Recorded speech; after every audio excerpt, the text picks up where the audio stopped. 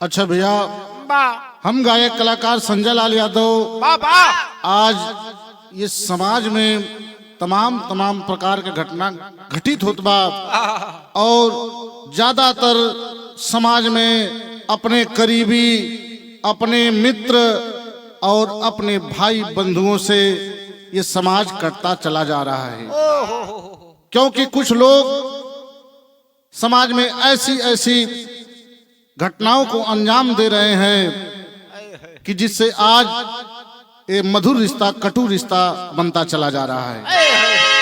विरह के लाइन में 4 लाइन भूमिका कुमार साहब।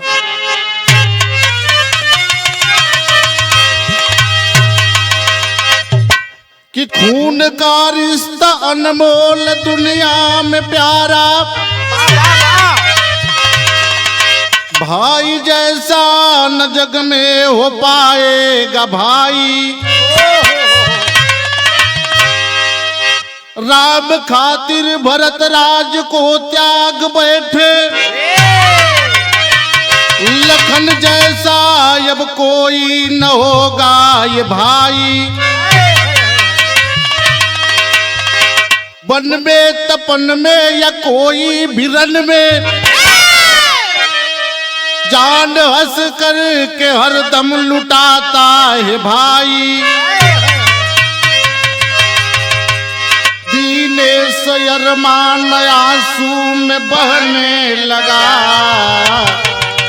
भाई ऊपर जब खंजर चलाता है भाई।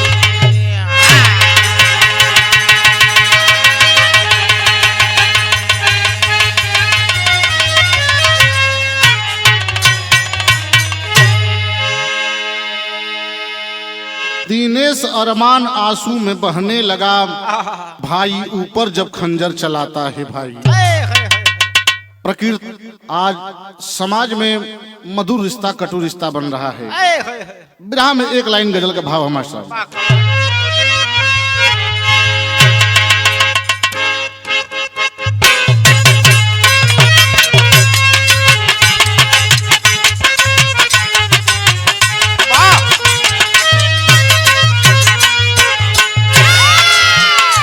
गजल का लाइन बका कि अरे इतने करीब आके दगा दे गई मुझे,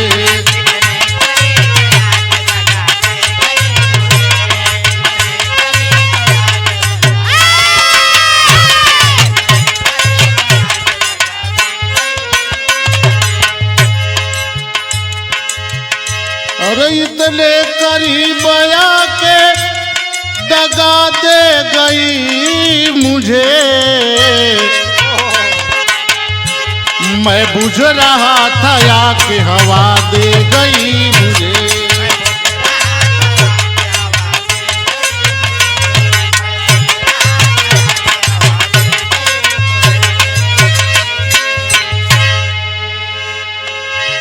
लेकिन गजल से बढ़िया भाव गाना के लाइन में दिले हो काम, इस समाज के नसीहत देता हूँ का कि अरे इंसानियत की राह से इंसान खो रहा।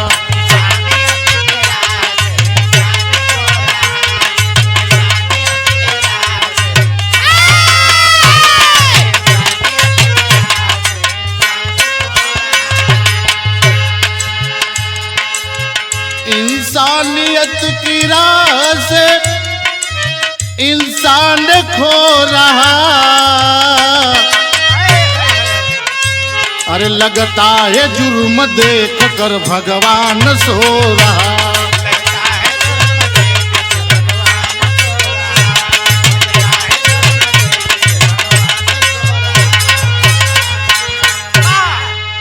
इंसानियत की राह से इंसान खो रहा, लगता है जुर्म देख कर भगवान सो रहा। यहीं से विरह का शुरुआत बा शेर का लाइन का।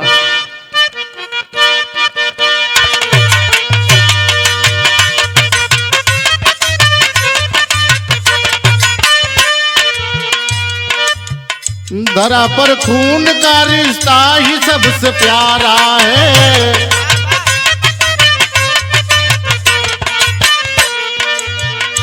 देता भाई को भाई सदा सहारा है।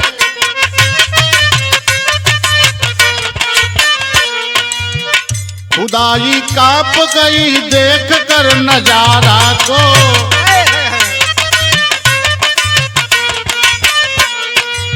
मालिक समझ गया यहाँ पर हर इशारा को।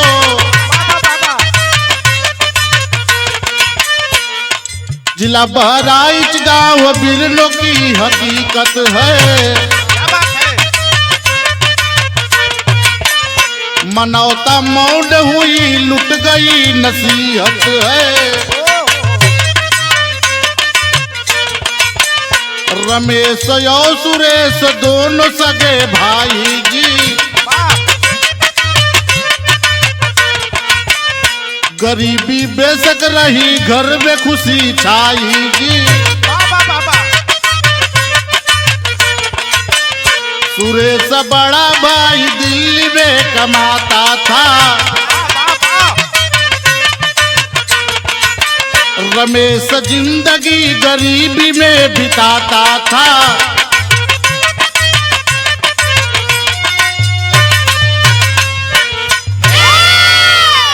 भैया कहानी तनी समझ लें आसान हुई। अपने उत्तर प्रदेश में बहराइच जिला में गांव बिरनों में बहुत बढ़िया गांव और एक छोटे परिवार रहल। माता पिता दो संतान के जन्म दे के स्वर्गवासी हो गई ना। बड़का भैया सुरेश और छोटका भैया रमेश दोनों बाल्यावस्था से धीरे धीरे किशोरावस्था आइल बा। तो बड़का भैया कहलन बाबू तू घरे रहा, चाचा चाची के पास रह के अपन पढ़ा लिखा, हम जाई कमाए। हम कमाई अपनो जीवन यापन कैले और तोहरो जीवन यापन हो जाई। पैसा भेजब तो भैया तुहू घरे रह के अपन तरक्की करी। अब बड़का भैया जब चल गई कमाए, छोटका भैया धीरे धीरे धीरे धीरे समय गुजरल बाद सयान हो गई। सयान हो गई। अब बड़का भैया उधर दिल्ली में पैसा कमात हुआ, छोटका भैया घरे खेती बाड़ी जो 2-4 बिस्सा जर जमीन रहल ओकर देखभाल करत हुआ। यही से तरह बदल भेल काम।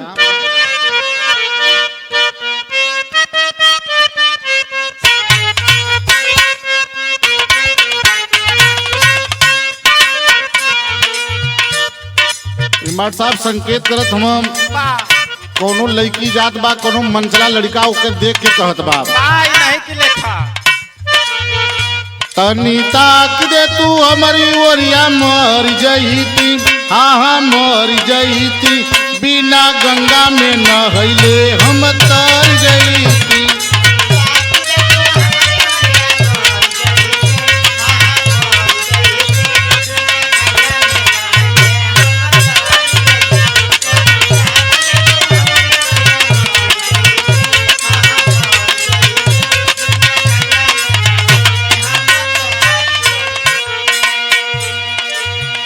भैया ये दुनिया में गरीबी बड़ा बाउर चीज होले। गाना में भाव लगत बा का कि जब दिनावा गरीबिया कयावे भैया। हाँ आवे भैया, नाई जिया दिल नाही मुआवे भैया।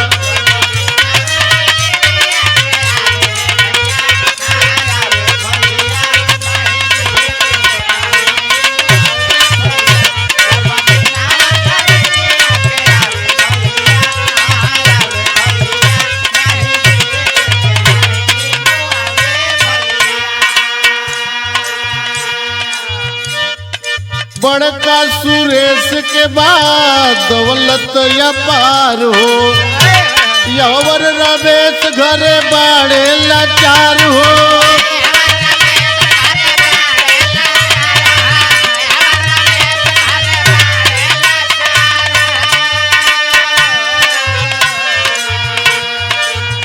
लेकिन भाई वाला फर्ज निभाव भैया। हाँ निभाव भैया, नाई जिया दिल नाही मुआवे भैया।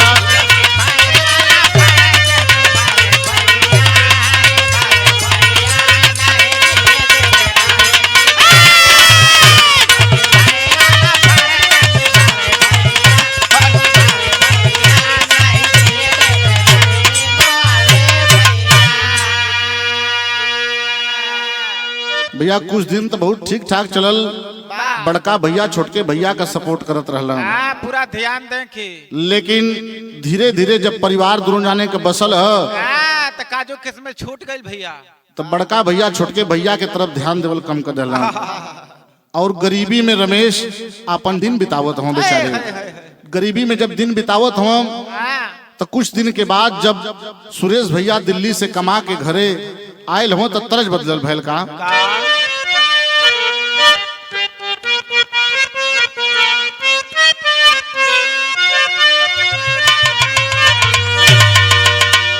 कि गोरी तोरी मुस्की चवनिया ओ, कि गोरी तोरी मुस्की चवनिया ओ यार बलिया हिलावे।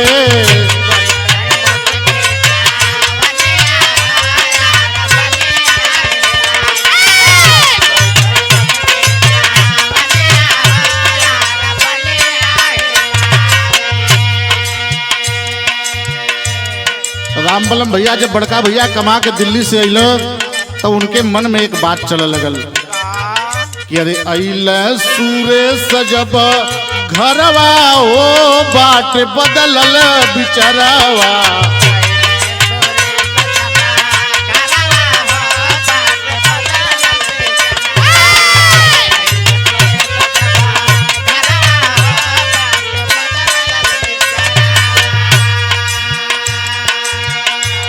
मन में बड़का भैया के कुछ चला लगल, बोलौले हम रमेश के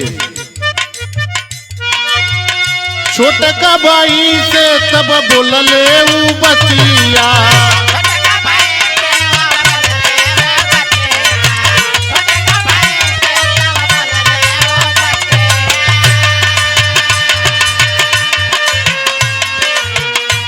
चातली भैया बता जगह रख दिया,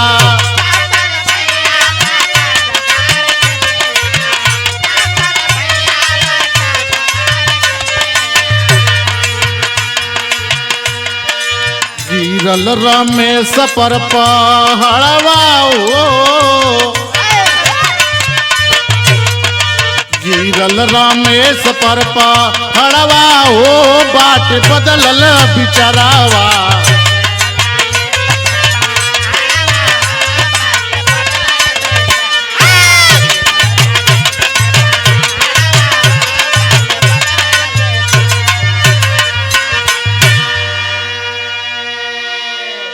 बोलौला कल रमेश यहाँ आवा, देखा हम दिल्ली कमा थे तू घरे रहत हवा, तो हमरो विचार बनत है कि हमहू आके घरे बटा जात तो हमहू अपन एक छोटा मोटा घर द्वार बना के रहे लगती हैं।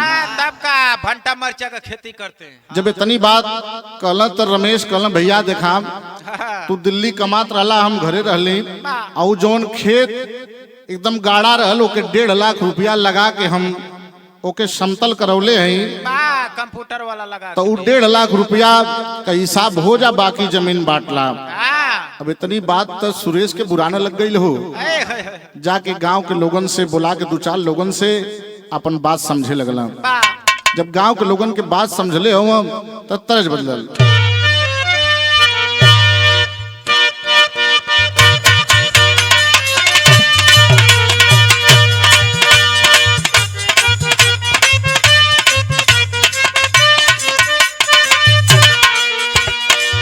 अरे यूपी वाला ठुमका लगाऊ कि हीरो जैसा नाच के दिखाऊं।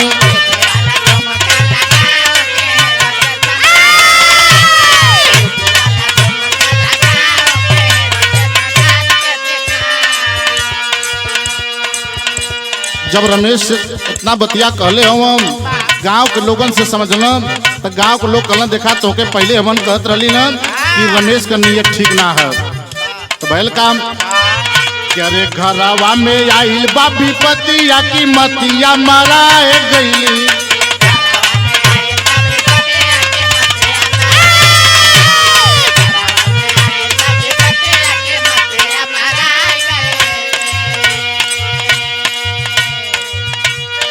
जब इतनी बात दोनों भाई में बात बात होके तकरार होती है। तो भैल काम गौआ का लोग दिहल झगड़ा लगाई।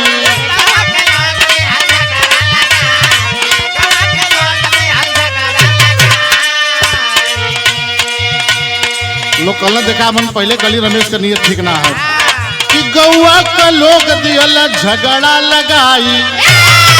अब भाई से दूरी बना लिहल भाई।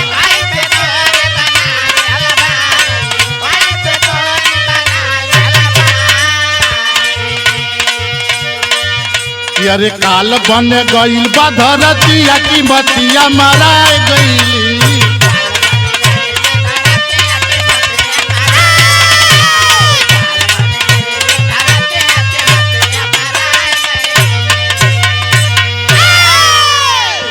बाप रे बाप। अब दो भाई के बीच गांव के लोग ऐसा फसाद पैदा कर दिलन कि वो जमीन जायदाद खातिर के सुरेश बहुत बड़ा चीज सोच गए कि अरे गांव के लोग तो सही कहत रहलन, हम दिल्ली कमात रहनी तो गांव के लोग कहलन कि तोहार भाई रमेश पूरा जमीन जायदाद अकेले लेके रहल चाहत हूँ। वो तो बात सही है। आज हम जब जमीन बांटवारा के बात कैली तो रमेश ऐसा बात करत हूँ। टेरी के भाव लगल भैल का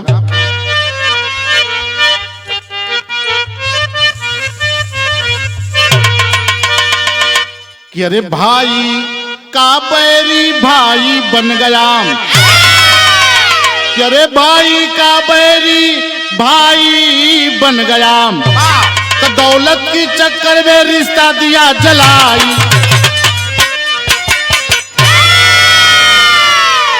दौलत की चक्कर में रिश्ता दिया जलाई। भाई का बैरी भाई बन गया। लोग कहावत कहल भाई ऐसा हित न भाई ऐसा दुश्मन। अब सुरेश अपने अंदर पाप पाले लगल तो तरज बदलल।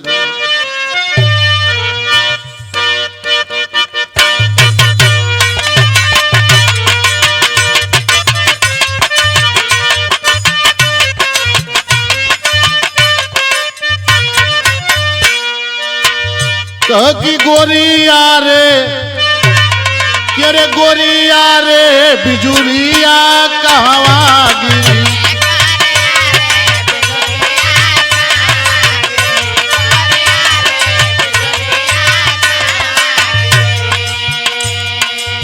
रसा भरली गगरिया कावा धरी की गोरिया रे बिजुरिया कावा गिरी।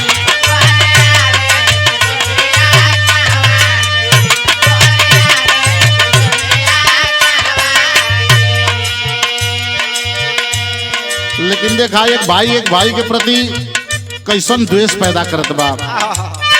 कह कि पपिया कह अरे पपिया का नियतिया बाउल भई।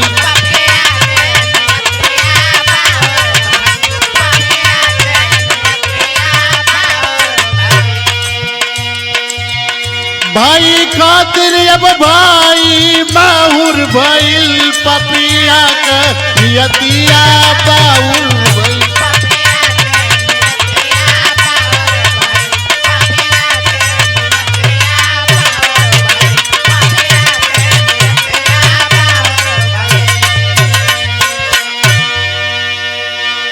कैले काम कि अरे लोभी अब लोभवा पगइल बा उतरी। और रही न बास अब बाजी न बसुरी।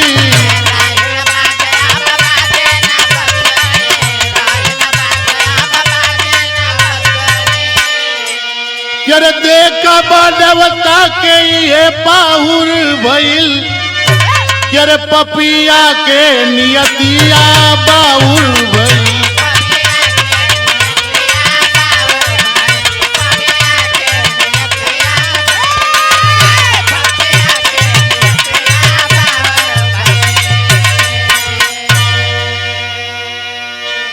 भैया वो लोग में आके सोचा लगला कि अगर रमेश के रास्ते से हटा दें।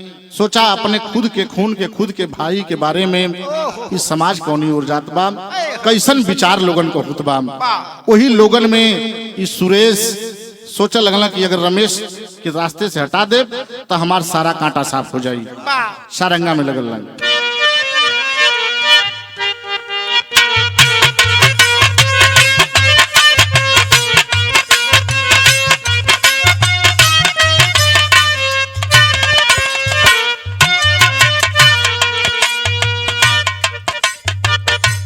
कहली कि ये बंदर कूद जा जमुनावा में, कूद जा जमुनावा में, मनला न कहना हमारे जी।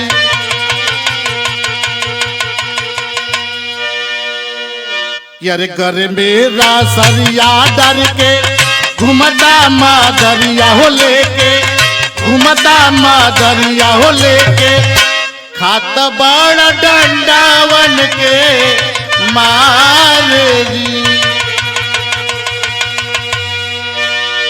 अरे भाई नीरा दैया भैले, सच में कसैया भैले, सच में कसैया भैले, योजना बनवले बदकार।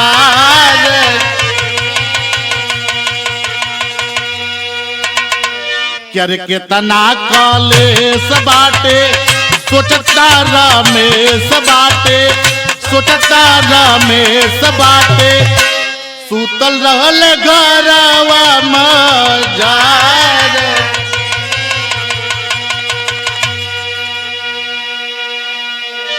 ओ भाई ये नहीं जानता था कि मेरे बड़े भैया मेरे बारे में इतना गलत विचार बना चुके, और निष्खौफ हो करके खाना पीना खा करके और अपनी पत्नी के साथ जा करके अपने कोठरी में सो गए और फोन से बात करने लगे। दरवाजा खुला था और समय कितना बीत गया, बीतल आधी रतिया भैया, आई गई ले घतिया भैया, आई गई ले घतिया भैया, पपवा बयल बसवार।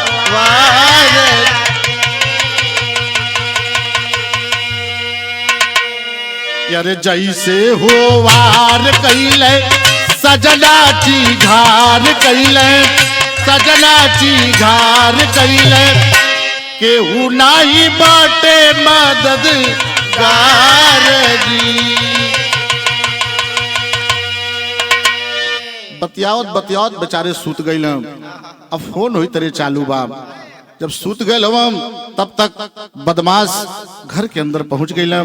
आज जाके गड़ासा से जैसे ही पत्नी के उनके वार कैले हम, हल्का चोट लगल बात चिल्लैली और रमेश भैया जाग गए।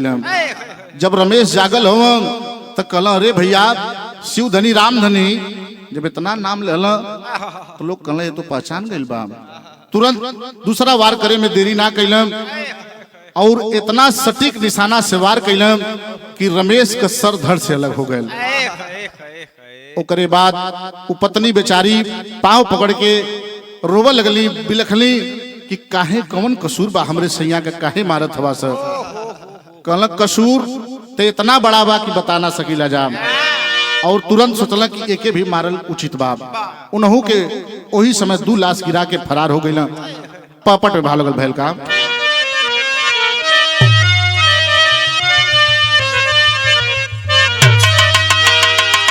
करे शोक में डूबल बाटे गांव नगरिया, लसिया झंखत बाप। आप पुलिस प्रशासन आई तवने घरिया, लसिया झंखत बाप।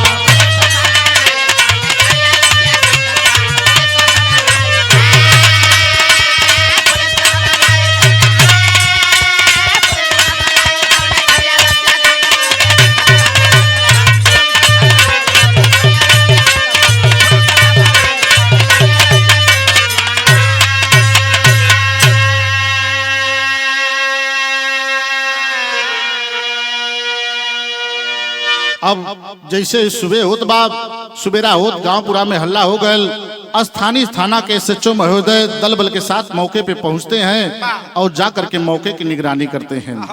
जब मौके की निगरानी करते हैं और पता लगाना शुरू किए अपने स्तर से, तब मिलेला सुराख बाटे, शासन घबराइल, लाश पोस्टमार्टम, तब मोबाइल बा धराइल। अरे शासन का तब खुलल बा नजरिया, लसिया झंकत बाम।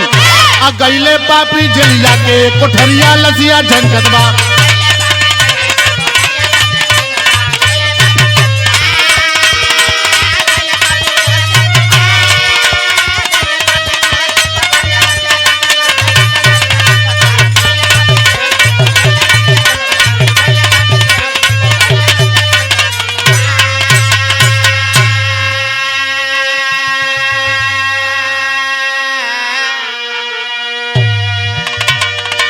अब लाश उठा कर ले जाकर के पंचनामा भरवा करके लाश का पोस्टमार्टम हो गया। पुलिस तमाम सबूतों को खंगालने में लग जाती है, लेकिन कोई सबूत नहीं मिल रहा है। पुलिस परेशान है, लेकिन एक मोबाइल थी जो रमेश की जिस बिस्तर पे हत्या हुई थी उनकी पत्नी और रमेश की, वो मोबाइल बरामद हो जाती है, जिस मोबाइल से वो रात में बात करते हुए सो गए थे। आला मौलगल भैल का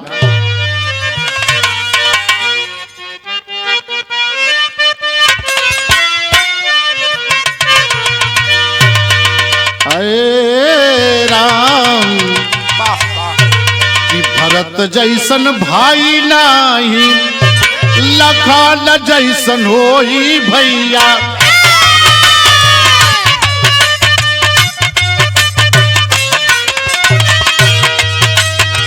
भाई खातिर छोड़ दिहले राजा दरबार।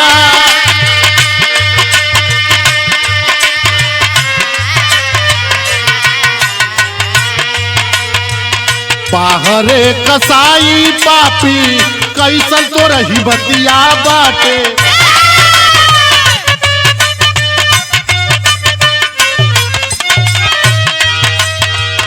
दौलत के खातिर कैले धोखा बढ़िया।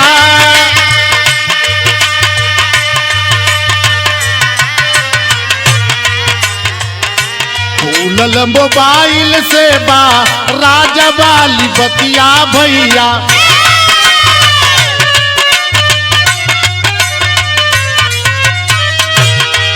शिव धनी राम धनी भैल गिरफ्तार।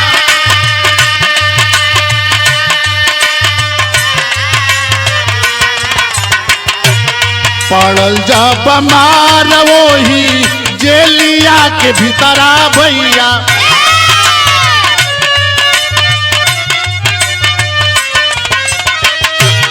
जुर्मवा कबूल कैले दोनों पदकार।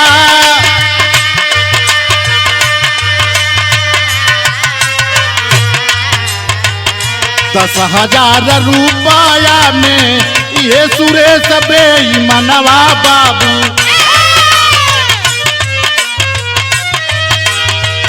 हमनी से गलती करवल सरकार।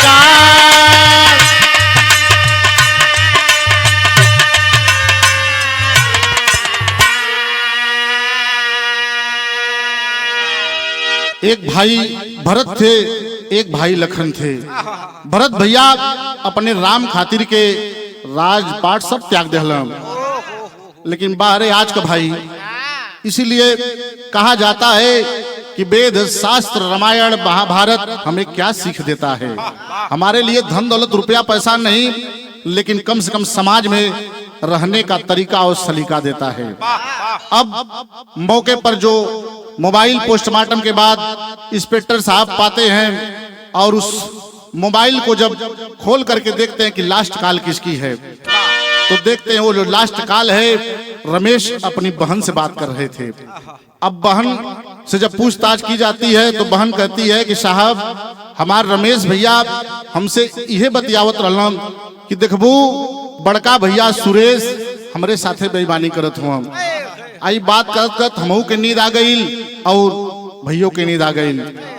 फिर ओकरे बाद जाके देखत हम तो रमेश जब बतियावत रहला तो वो काल के काल रिकॉर्डिंग पे रख दले रहला। जाके जब काल रिकॉर्डिंग में सुनत हम देखत हम कि 2 जने का नाम मारे से पहले शिव धनी राम धनी का नाम में लेत हम। अब वही रिकॉर्डिंग के आधार पे शिव धनी राम धनी जब पकड़ के थाने में लिए अइलम आ जब मारे पीटे शुरू कैलम तो कहला साहब हमन तो बेकसूर हुई। कहना अरे साले बेकसूर बता रहे हो, जी तो कर रहा है कि साले यही खम्भे में खड़ा करके गोली मार दूं, लेकिन जो कानून है कानून के हक में रह करके न्याय करने का प्राविधान है। जब इतनी बात कहते हैं, कहते बताओ ऐसा क्यों किए तुम सब, तब उसके बाद कहते हैं कि साहब इनकर बड़का भैया सुरेश जमीन के बंटवारा लेके विवाद भयल और हमन से कहलम देखा रमेश आजकल बहुत उड़े लगल बा, 10,000 रुपया दिलम आ कहलम कि 10,000 रुपया में ये रमेश के हमारे रास्ते से हटा दा। हमन साहब पिया खाए वाला आदमी हमन उ हरकत के अंजाम दे देली। जब अंजाम दिली भैल का खड़ी में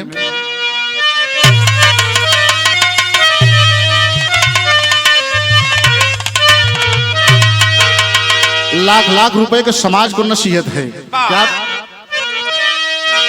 कि अरे धन दौलत तू के तलोले बा कमाई भैया तक कबहू पैबा नहीं एक लाद का भाई भैया।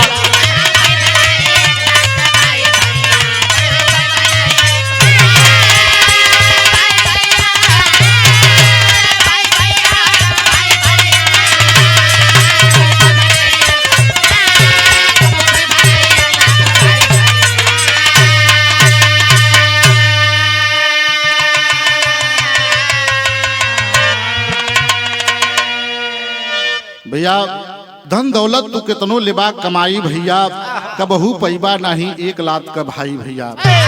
जीवन में सब मिल जाई, चाचा मिल जाए, चाची मिल जाए, मामा नाना काकी सब मिल जाई, लेकिन भाई वाला रिश्ता जिंदगी में खो गए के बाद ना मिली। भाई एक ऐसा रिश्ता है कि वन में तपन में या कोई भी रन में जान हंस करके हरदम लुटाता है भाई। क्या बात है भाई बहुत बड़ी चीज है। भाई के साथ गद्दारी करके रावण लंका जल गई, लेकिन भाई का साथ पा करके राम लंका पे विजय प्राप्त कर गए। तो आदमी का जीवन बार बार नहीं आई, अरे करी जे धोखा बिना कफने का जाई।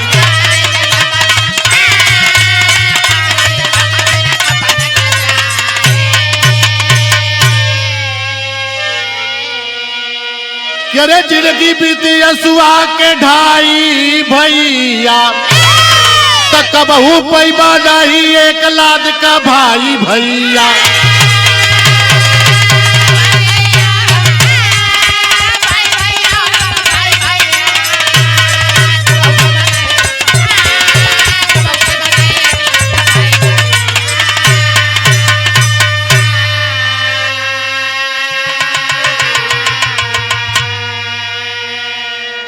देखा माट साहब कोनो रिश्ता कटु रिश्ता ना होला, ये मधुर रिश्ता के कटु रिश्ता लोग बना देलन धन दौलत के चक्कर में। लेकिन ऐसा ना करे के चाहिए समाज में। अरे जितना खाती तू परेशान हवा कोशिश करवा उसे गुना तो के मिल जाई। तो दरगाही बच्चा सिंह महाराज चौहारी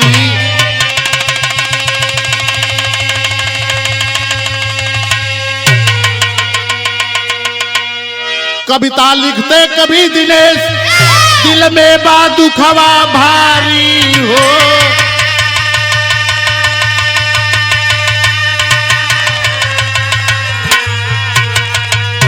कि भाई का बैरी भाई बन गया, तो यादव संजय लाल पे दया करा कबीराई, भाई का बैरी भाई बन गया।